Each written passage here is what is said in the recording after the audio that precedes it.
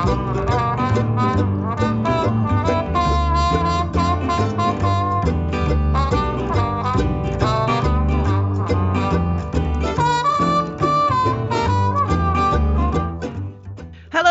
it's On the Ledge, the podcast about houseplants, the plants that live in your house.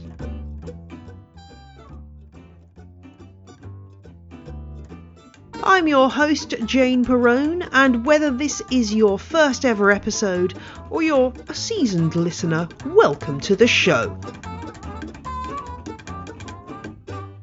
This week is a guest swap with the HGTV Obsessed podcast.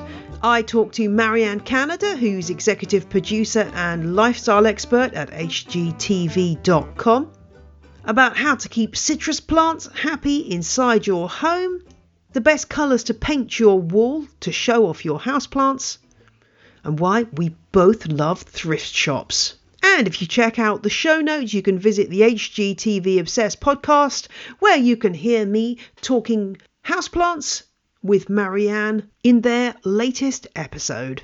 Plus, in this here podcast, I'll be answering a question about the confusing names we give the Swiss cheese plant. Thanks for joining me this week.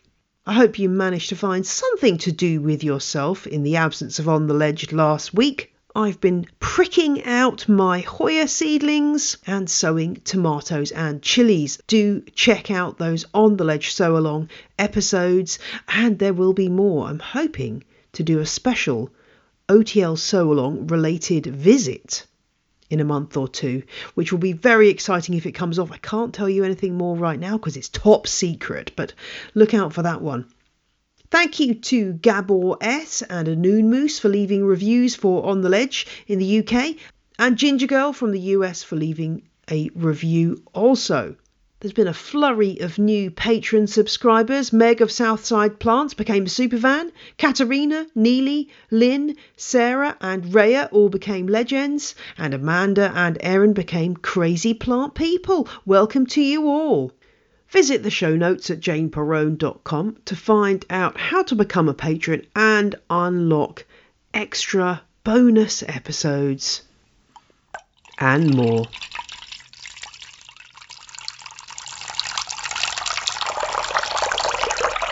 If you've spent the last year staring at four walls and wondering why you haven't got around to redecorating, putting up those shelves, or turning that spare room into an indoor greenhouse, then HGTV may be the American TV channel you've turned to.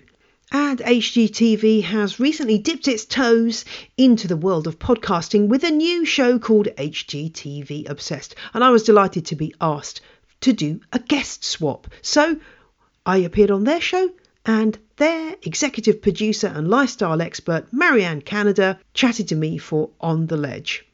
As is often the case with an On the Ledge interview, it was a wide-ranging chat. We started out talking about citrus and how to keep them happy as houseplants, and ranged over everything from me repainting my front room to the delights of Victorian modular furniture, and why I'm obsessed with the Commander pear. Intrigued? Well, let us delay no more and hear from Marianne Canada. Hi everyone, I'm Marianne Canada. I'm an executive producer for HGTV Handmade and the co-host of the HGTV Obsessed podcast. I love swaps, and this is what this is, an interview swap. So I'm really excited to have you on the show, Marianne. Just tell us a little bit about the HGTV Obsessed podcast for those who haven't come across it, what you do there and what the podcast is all about. Yes, well, thank you so much for having me, Jane. I'm so honored to be here. I'm so impressed with what you've done in the past 4 years in the houseplant and podcast space.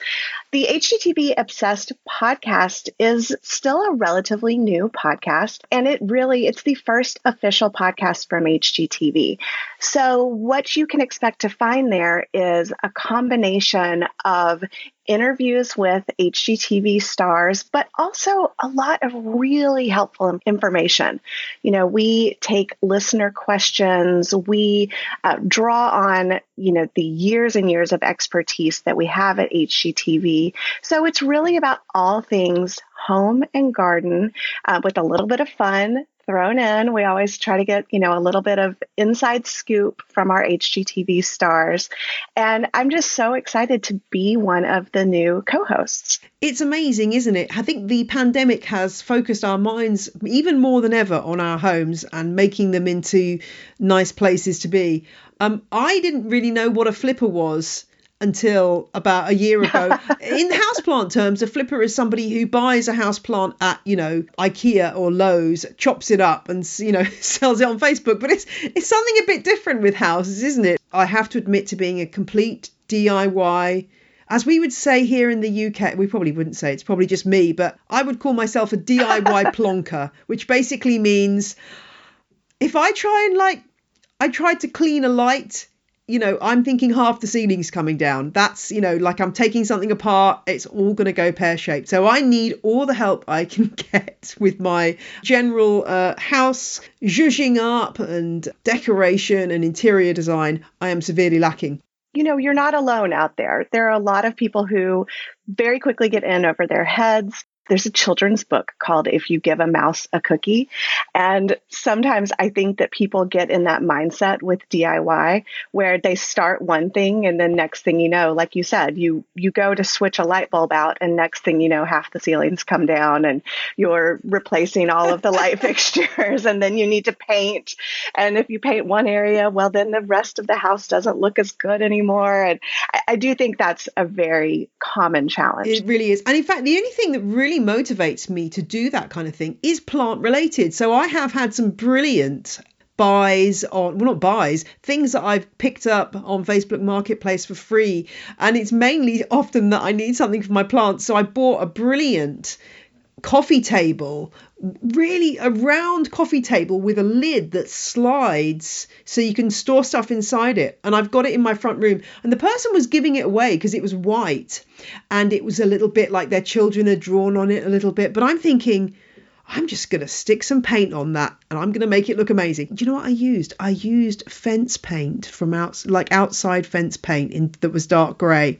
Oh, brilliant. I mean, I don't know, it probably shouldn't have worked, but it looks amazing. And it's this amazing piece of furniture that I got for free and it looks great with all my snake plants on it. So really that's the only thing that motivates me to do that kind of DIY task is something for my precious plants, which is, I guess, not that surprising. Now, I hear that you've got a bit of a knack for growing citrus indoors, and I have to say, this is one of my weak spots in terms of houseplants. I have killed quite a few citrus, so I need to know some inside track on this. Tell me about what citrus you've tried and how it works. What techniques do you use to keep your citrus trees happy indoors?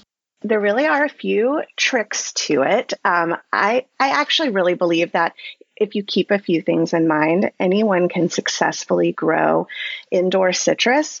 The number one thing that I think people forget is about considering the environment that citrus trees normally thrive in. So they grow, here in the States, they grow in Florida, they grow in California. They're used to lots and lots of sunlight and regular rainfall.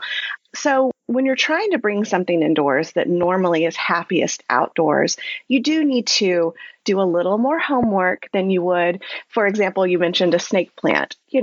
I once bought a snake plant and accidentally forgot about it in my garage for a month and brought it inside, and it was no more worse for wear. A citrus tree is not going to be that forgiving. Yeah, that's really true. Yes. So the number one thing to consider, there's several things to consider, but the first thing is the pot that you put it in. You really want a big enough pot. These trees have pretty dense root structures.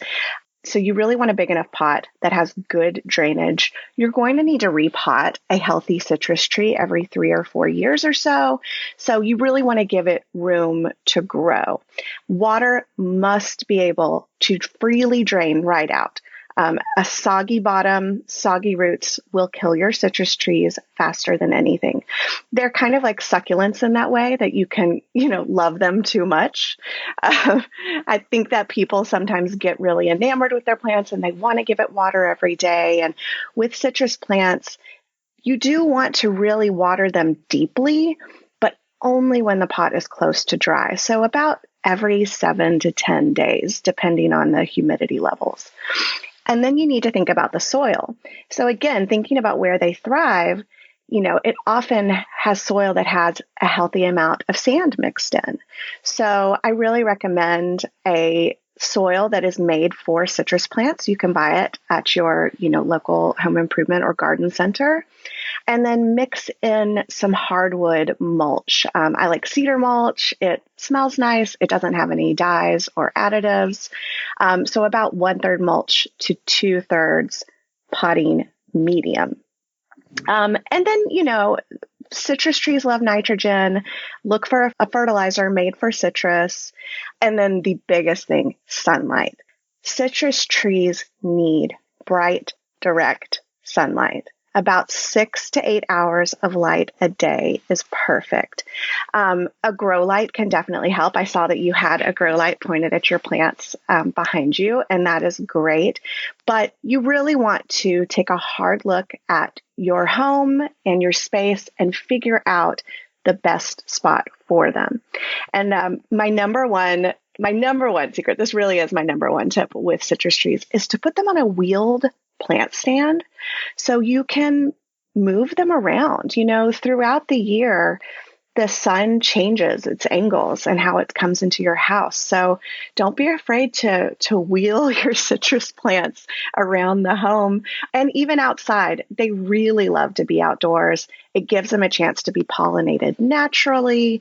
And plus, I always like to I feel a little bit like I'm at Versailles when I wheel my citrus trees outdoors for the That summer. is a really good tip, yes, because, so many times as you're right, you need to have it in a decent sized pot. I think there is a real tendency to think that, indoors you've got to stick everything in small pots just for convenience, but they do need a big pot. And yeah, something on wheels is fantastic for just those little adjustments, because I find that plants do need to be moved quite, even non-citrus, the conditions will vary so much throughout the course of the year that something's happy in the spring in one spot won't be happy there come summer. So yeah, wheels are the way to go. And you can buy those. I've seen them, sort of these little mini wheeled, I don't know what you call them, wheeled platforms that you can, is that something you get from IKEA?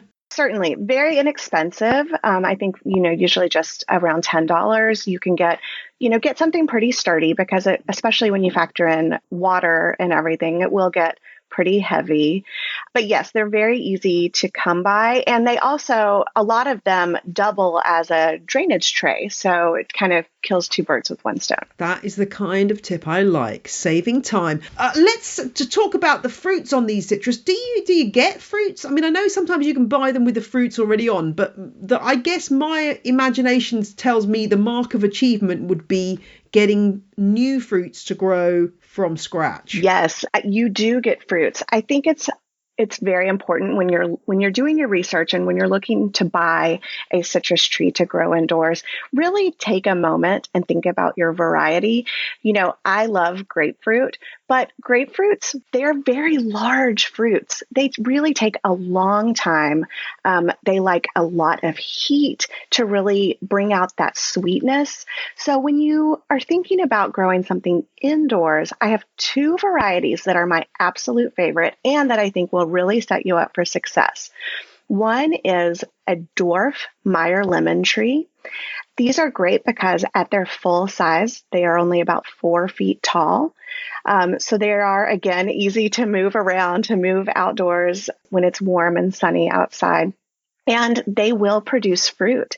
And it's not just fruit, it's the most delicious. I don't know if you've ever had the pleasure of trying a Meyer lemon, but they are almost like a cross between a sour orange and a traditional lemon. They have this beautiful, really deep orangey yellow skin that makes delicious zest. You can use them just like a regular lemon in all of your recipes.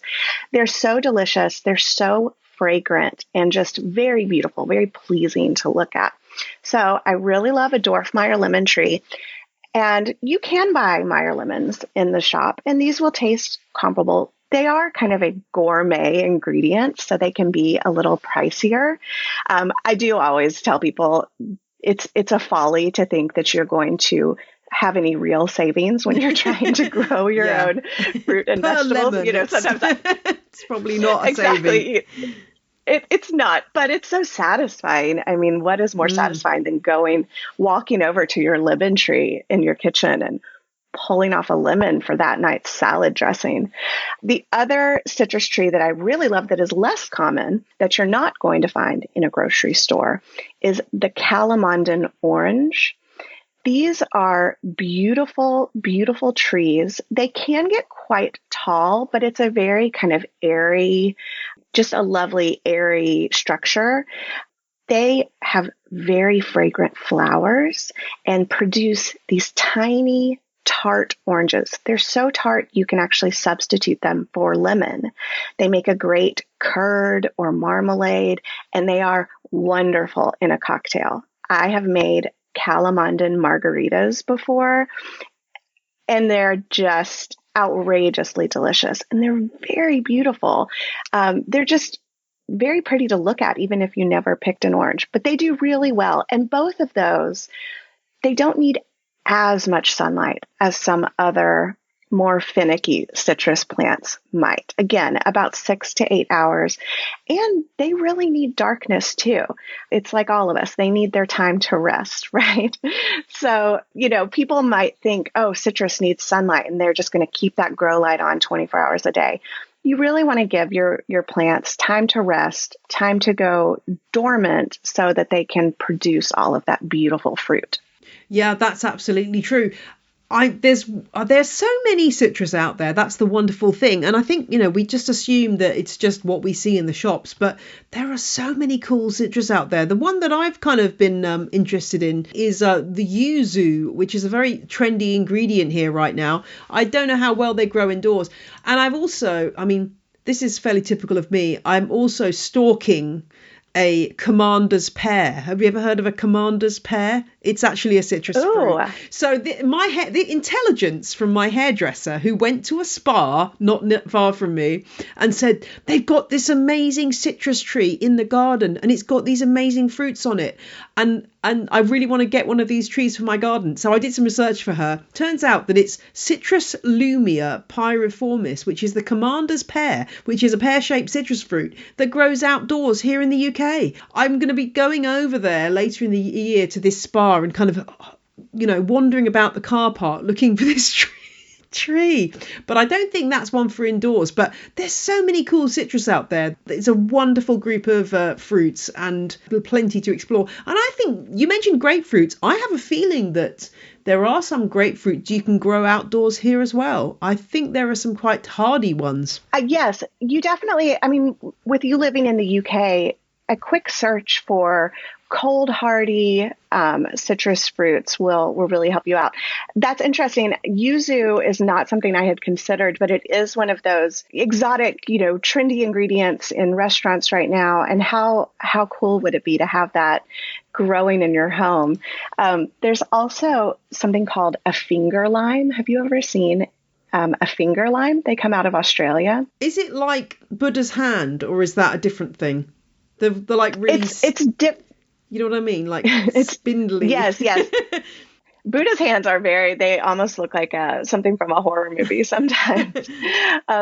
No, finger limes are these small limes with very, very thin skin, and the inside of them almost looks like caviar. They're very sweet. You can eat them out of hand. And I have heard that they can be grown successfully indoors because they are tropical plant, but they grow closer to the forest floor. So they're more shade tolerant. So that's on my list to try out because I think my kids would think they were fun. Yeah, that does sound fun. Yeah, the world of citrus is large and interesting. And yes, I think those are definitely ones we want to try out. But I will let people know about my commander's pear experience. If I get arrested at the spa, then you'll hear about it. Woman stealing fruit from tree.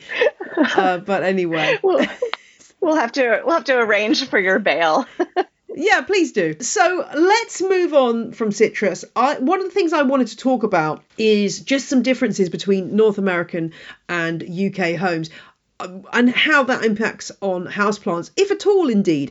I've got lots of family in Canada, and I want to say all the homes, but perhaps that's untrue. But lots of homes are open plan, as opposed to here where like we have separate rooms connected by doors, and there are open plan homes, but they tend to be fewer in number. Does an open plan home have any impact in terms of growing stuff and how you arrange things or how you care for things? I'm just thinking about drafts and potential, display options with open plan. You're right. We've definitely seen a trend in the US towards more of an open floor plan. We've really seen that in the past, I would say 20 years. It's been an increasingly popular trend. Interestingly enough, COVID might be the thing that drives us all back to putting more walls back up. All of having a little space, being able to close a door and have some privacy is suddenly a lot more appealing. But in terms of plants, I think the nicest thing about an open floor plan is, really going back to moving your plants around the house to take advantage of the light changing throughout the year. That's definitely going to be easier in an open floor plan house. I think in general, they often tend to have more windows because that light can really penetrate the whole house. So, for example, in my own dining room, which is open to my kitchen, just like you said, I've got floor to ceiling windows. And so in the winter, when the sun is at this right angle, I tend to move a lot of my tropical plants into my dining room. I have a very large copper tray that I put on the floor to protect my floors. And I move my giant elephant ear into the dining room. I move my Monstera plant into the dining room because that's the best light for that time of year. And it really does fill the whole front of the house with sunlight. Yeah, I guess the grass is always greener, isn't it? I think British people perhaps are envious of the open plan idea, but then, yeah, I like to be able to shut myself away occasionally and get some peace and quiet. So maybe, as you say, it does have its benefits.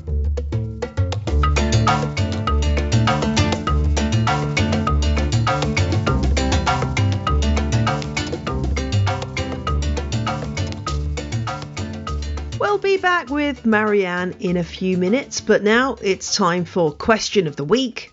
And this one comes from Clara, who, like so many people, got into houseplants during the course of the pandemic. And Clara, again, like so many of us, has got a Swiss cheese plant on her wish list. But she's finding the array of different names these plants go by rather confusing.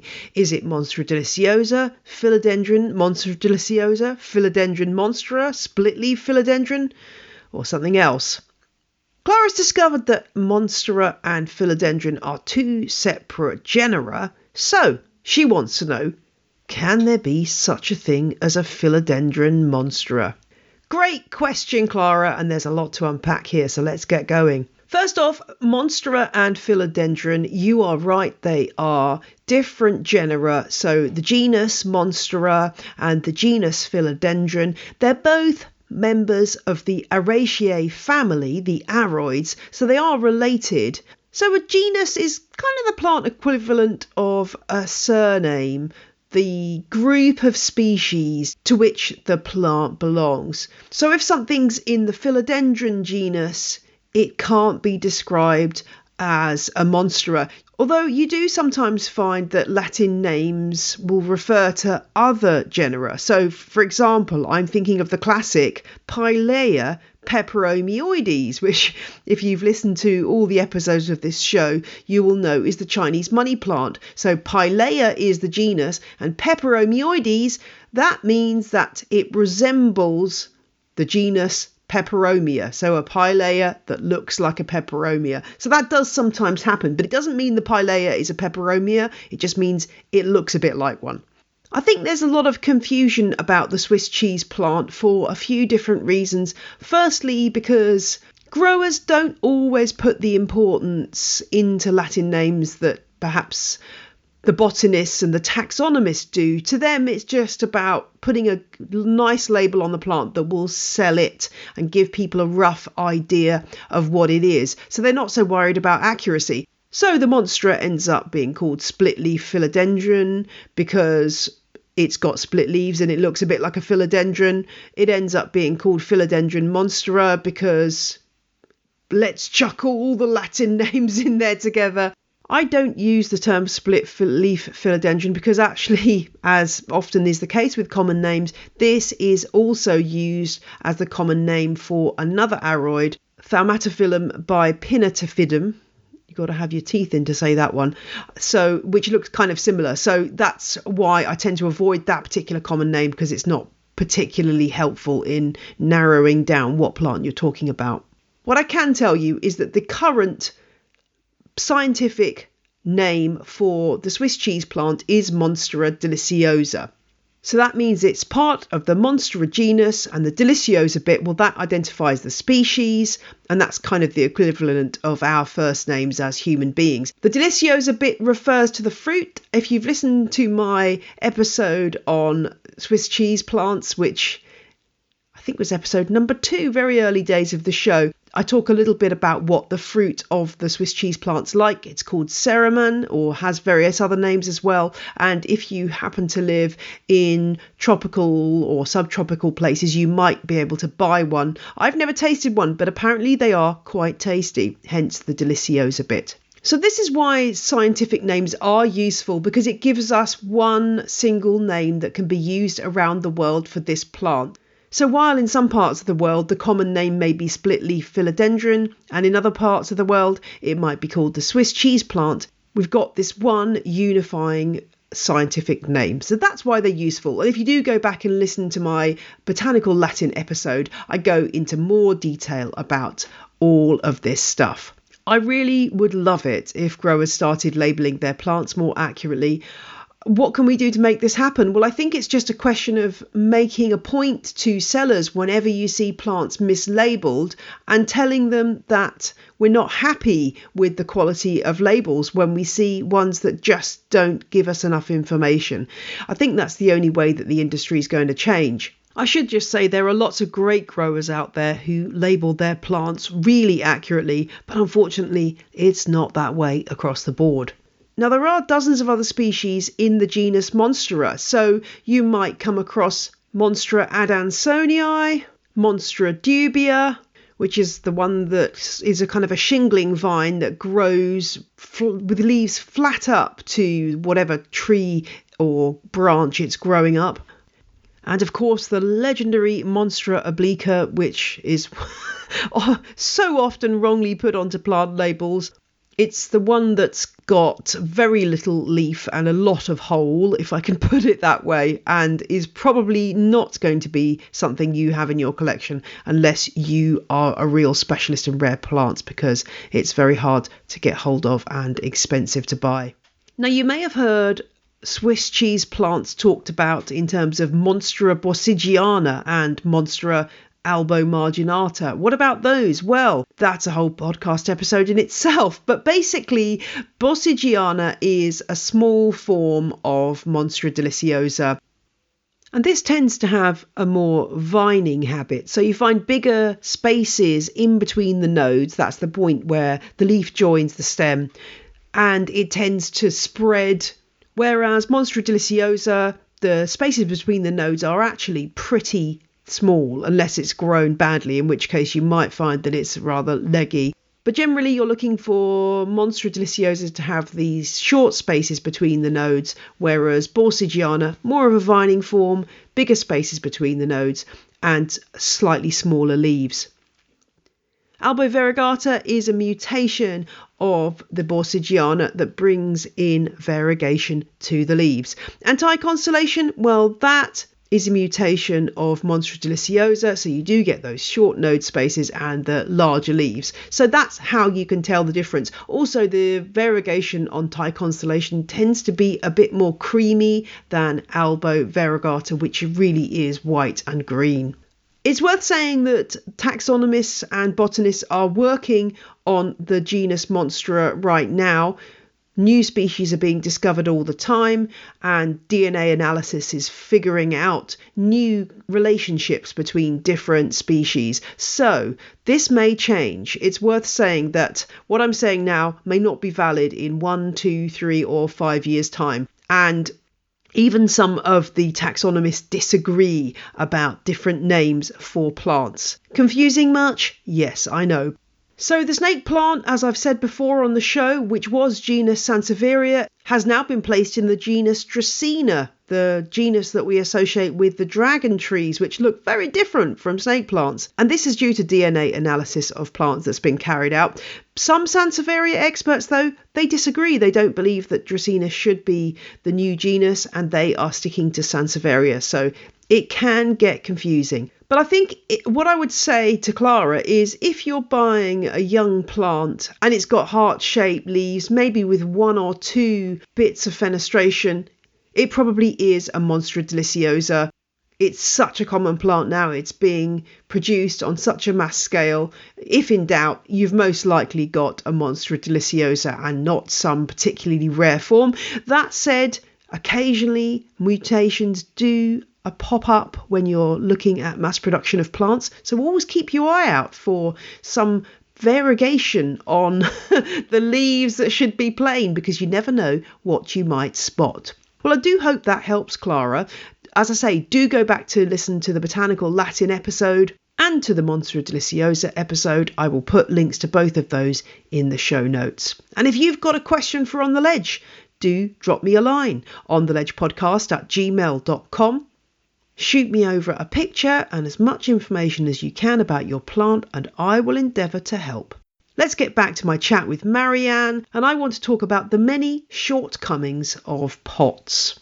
I wanted to talk about plant pots because there are so many bad plant pots out there. Truly. People who design plant pots don't necessarily know what us plant growers are looking for. What is it that makes a good plant pot for you? Drainage. It's the number one worst offender of decorative plant pots is no drainage hole. And I get it. It's harder. It's messier. You've got to have a tray underneath them. You've got to protect surfaces from the water. But I really reached a point in my houseplant journey where something snapped inside me and I just said, no more. I am not buying pots that do not have a drainage hole anymore. I have a few exceptions. I do have some orchids that I've left in their nursery pot, the plastic pot they come in, and I just have dropped that into a more decorative pot for them to just sit inside. So you still get the benefit of the drainage, but it's pretty because I have successfully kept these orchids alive for 5 years, and I'm terrified to change anything. They're very happy. I think that orchids are kind of finicky, and if they're happy, you should just leave them be. Have you tried that tip that was everywhere on the internet a while ago, where you made holes in the bottom of terracotta or pottery pots by putting them in a bucket of water and then using a hammer and a screwdriver to make a hole in the bottom while they're under the water? I have not. I have never seen this. Sounds a little dicey. It actually works. Okay. I mean, the only thing is I would say don't go and buy a really expensive pot and then try this out and then blame me when it smashes. But it has worked for me with terracotta pots and other glazed pots. So you get a big container of water. It's got to be able to cover the pot and then upend it so that the rim is on the base, but it's all underwater. Then you get your hammer and, sort of a smallish hammer and some kind of screwdriver. And then you just tap the top of put the point of the screwdriver on the base of the pot and then just tap, tap, tap. And it goes through without smashing the pot. it actually works.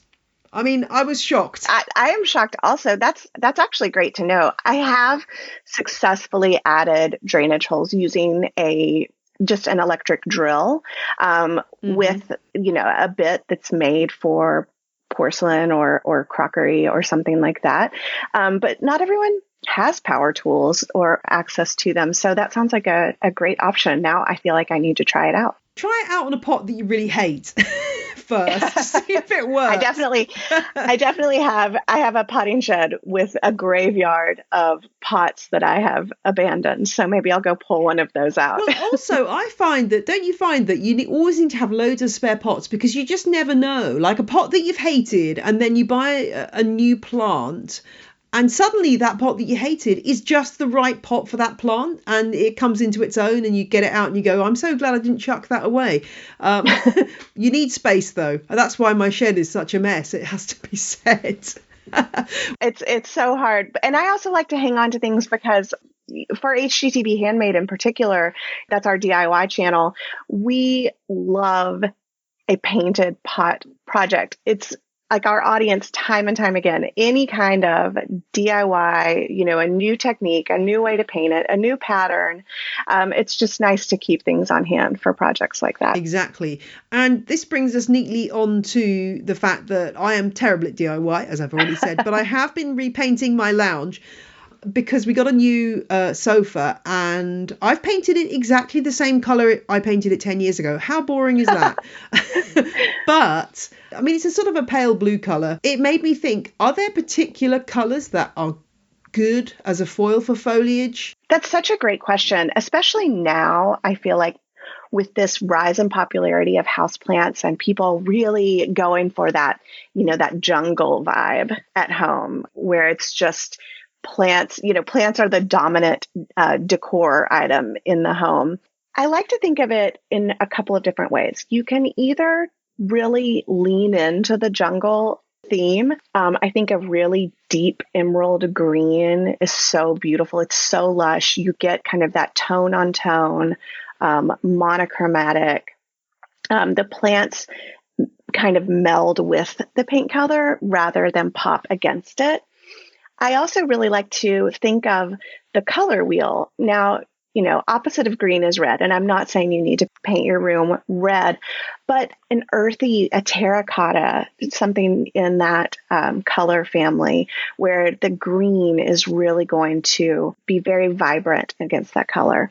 And then I also think that you can't discount, kind of that classic California light and plant-filled aesthetic with bright white walls, lots of wood tones, and then lots of beautiful plants where the plants can really take center stage. If in doubt, just paint it white. That's my rule. Although I have discovered there are shades of white, as I discovered when I painted a room white and then tried to sort of cover up some marks with some white paint. It's a totally different shade of white. How is that possible?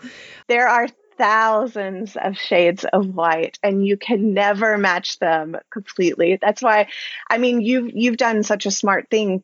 I think there's nothing wrong with painting your room the same color. It certainly makes it easier, but no matter what color you paint your room, just get a little extra paint and keep it stashed away because it is so difficult to match it down the road. Even if the paint's gone solid, at least you can look at the tin and see what make it was and what the colour name was so you can go and buy it again. That's the thing, because otherwise you're just trying to match something that you're never going to match. Well, I'm halfway through painting my lounge. I've been doing a little bit every weekend. I had to move my bookcase. Do you have these in the States? It's a very early form of modular furniture called a Globe Wernick bookcase. So it's late Victorian, early Edwardian bookcase, but it's modular. So literally you can lift off each shelf individually. It's so cool. It's the coolest thing. So it was really good because I was able to take it down on my own without anyone else helping me because you could just take the books out and then lift it off. They were used in solicitors' offices. Anyway, I just love that piece of furniture. It's so good. I just looked it up and my grandfather was, here in the States, we call it a lawyer. And he had these in his office. One of the things that brings me on to is my love of the thrift store. aka the charity shop here in the UK. Oh, yes. I mean, that is the place, another great place for picking up secondhand furniture and stuff, and also pots. Just love going around a thrift. I'm so missing it because they're all shut here at the minute because of the lockdown. Do you like that kind of shopping too? Oh, I love thrifting. I just find it so rewarding. There's something so satisfying about finding, a hidden treasure among, let's be honest, a lot of trash. You have to, you do have to, you have to really be willing to get in there and dig. But I love thrift shopping. And I miss it as well. I've not been in over a year, like a lot of us. And that's something I really look forward to. And not just thrift stores, but, yard sales, things like that. I have been able to satisfy a lot of that by looking on things like Facebook Marketplace, places where you can arrange like a contactless pickup. But nothing compares to going into a thrift store and just digging in. Yeah. Oh, it's wonderful, isn't it? Because you can pick up so many useful things. Obviously you can get some interesting pots. You can also get saucers and things for going under plants, things you can repurpose, casserole dishes and things you can repurpose. The thing I was looking at this morning and thinking, oh yeah, I need to go to that thrift store that does all the furniture, looking at hat stands that people had repurposed for hanging plants and thinking, yeah, now I need a hat stand. But where do you get a hat stand other than a thrift store these days? Truly. That's a great point. But I feel like you could find one. Yeah, probably. And I just love the idea of getting a bargain and just making something that nobody else can see the good in and just turning it into something really amazing that everyone else has passed by, that you can see the potential and make something cool. I once bought a mirror that my husband absolutely hated for my garden, and he hated this mirror. I think he finally conceded in the end that maybe it was okay. It's a wonderful treasure trove, and I just love the fact that you're bringing something back into use without having to go and buy something new. That's a good feeling too. It is. It's very satisfying. And there's also something really fun about knowing that you have something really unique. I mean, everyone can go, to I don't know if you guys have Target. I was going to say everyone could go to, a large department store. Yeah, we don't have Target, but we have some similar shops. Yeah. Yes. And anyway, you can buy something mass produced. And of course, that's also fine. That can be very budget friendly and you can get just the thing you need when you need it versus, waiting to discover something at a thrift store. But I love that. I love knowing that I have a unique piece, and that's just something that's really important to my overall design aesthetic in my home. Yeah, because you don't want to go around your friend's house and see that they've just bought exactly the same piece of furniture and exactly copied you. Exactly. Well, thank you very much for joining me today, Marianne. It's been great to speak to you and pick up your citrus tips. And I'm looking forward to listeners being able to enjoy this interview swap and keep on growing. Yes, Jane, thank you so much. This has been such a delight. I hope everyone feels empowered to go out and try to grow some citrus indoors. Just remember, they like sunlight and water, and wheel them outside every once in a while. It's kind of like how we would treat ourselves, right? I certainly need wheeling outside for some sunshine once in a while. Definitely. But yes, this was really delightful, and I can't wait to return the favor and introduce you to our audience on HGTV Obsessed. Awesome. Thank you, Marianne. Thank you.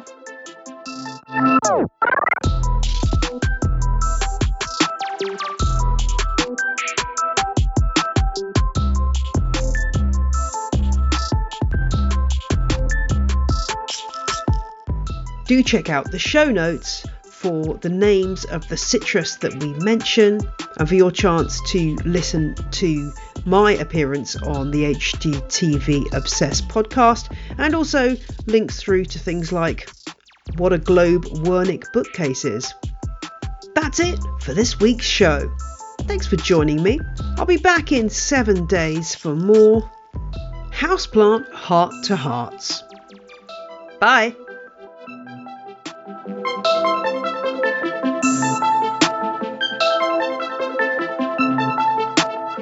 The music you heard in this episode was Roll Jordan Roll by the Joy Drops, Quasi Motion by Kevin MacLeod, and Whistle by Benjamin Banger. All tracks are licensed under Creative Commons. Visit janeperrone.com for details.